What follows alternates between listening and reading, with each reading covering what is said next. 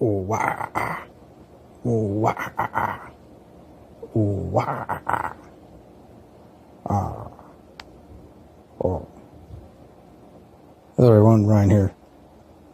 So for this week's Music Monday, I decided to talk about Disturbed, the band Disturbed.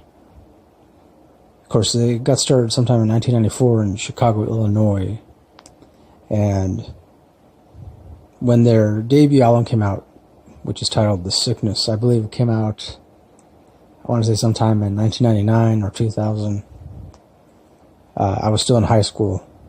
I think I was either in 10th grade, 9th or 10th grade, or like finishing up 9th grade, starting 10th grade, something like that. I don't remember. It's kind of a long time ago. But I was introduced to them by a couple of friends. They let me borrow a copy of their debut album CD, and that's right, I used to listen to CDs back in the day. I still do, actually, just not as much as I used to. But, and Disturbed was one of those bands that I couldn't get into right away. I mean, I liked the music, definitely like the guitar riffs, all the riffs that the guitarist Dan Donegan, I believe is his name. I've always liked the riffs that he's come up with, his style of playing. To me, he's always had kind of a Pantera-esque kind of feel to his playing. Also like kind of bluesy, but not like too overly bluesy. So I would say like he was definitely like, eventually he became one of my favorite guitarists, but like I said, it took some time because it took me a while to get used to the band, but mostly to get used to the singer, David Draiman, his vocals. Well, they were definitely unique. I just remember the first time I heard them, like when I heard their first song, Down With The Sickness. I mean, that was the first song I heard on the radio, and it was also the first song by Disturbed that I heard all the way through.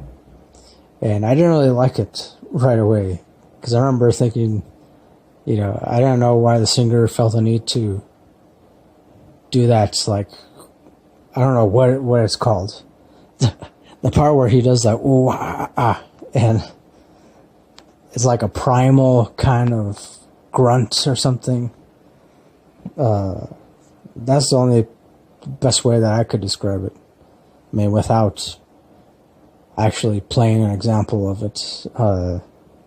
Yeah, like some kind of primal kind of scream. Like, I don't know if it was his way of trying to invoke some kind of long since forgotten way of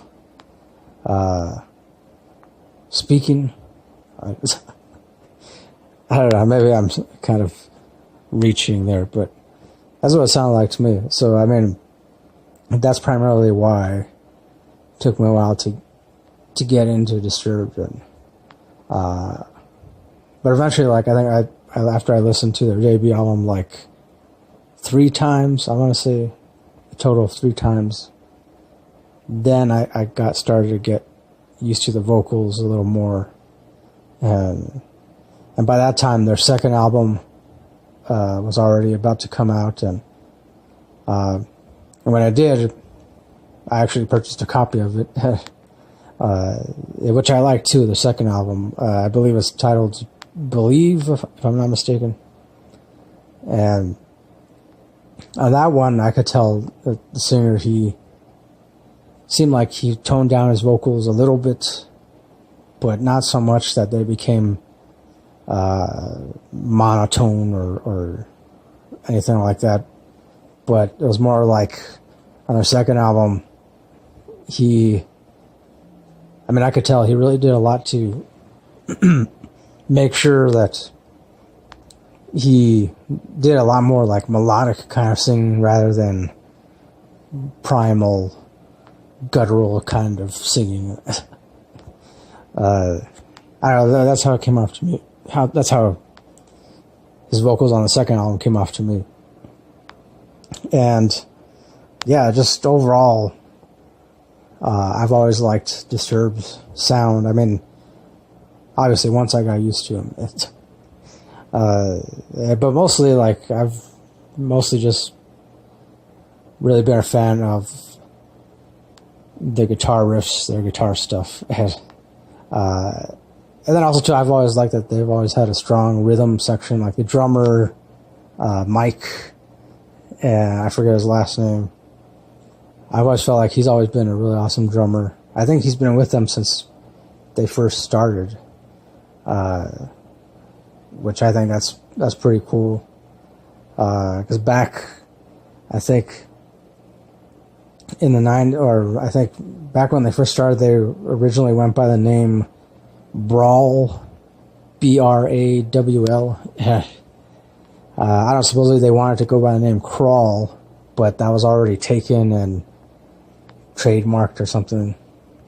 So they went by the name Brawl, and they had another singer before named Eric Waltz or A Waltz or something like that.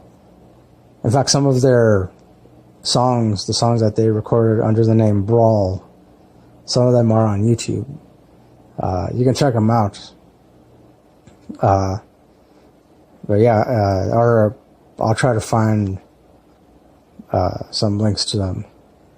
And the original singer, Eric, I thought he had more of like a classic heavy metal kind of voice.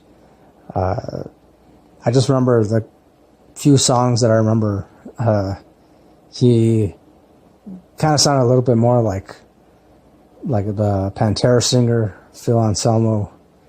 Not too much, but kind of like, and then also too, at that time, I want to say, like, to me, their old sound reminded me more of like Pantera meets Alice in Chains, meets a little bit of Metallica, and I don't know how else to describe their old sound, but that's what it sounded like to me. And so I don't know what happened to the original singer. I don't know if he quit or they kicked him out or something.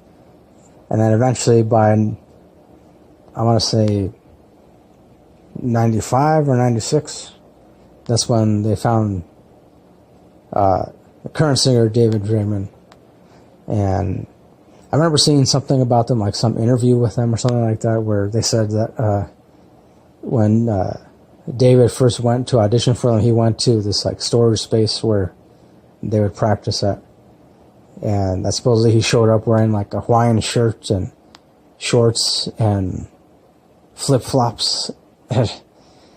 And so they said that he showed up dressed like that, and automatically they didn't think that he was going to be serious about it. And then he started singing, and then I guess pretty much right away they liked him right away, and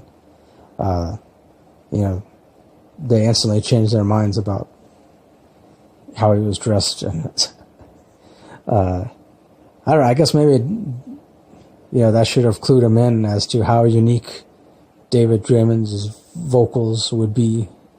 Because I mean, you figure like most rock singers would tend to have like a little more attitude, or at least exhibit a little more attitude, either in the way they walked or talked or dressed. But David Draiman showed up in a Hawaiian shirt and shorts and flip-flops, and so I guess maybe that was his way of just like poking fun at how serious, like the fact that too often too many people take metal music too serious, when really it should just all be about having fun, rocking out, and in that sense I definitely agree with that. So yeah. And then of course eventually I guess David stuck around long enough for them to record their first album, and they went on their first tour, and then sold out a lot of shows, and So, I've yet to see them in concert. They have come here to where I live in El Paso, Texas.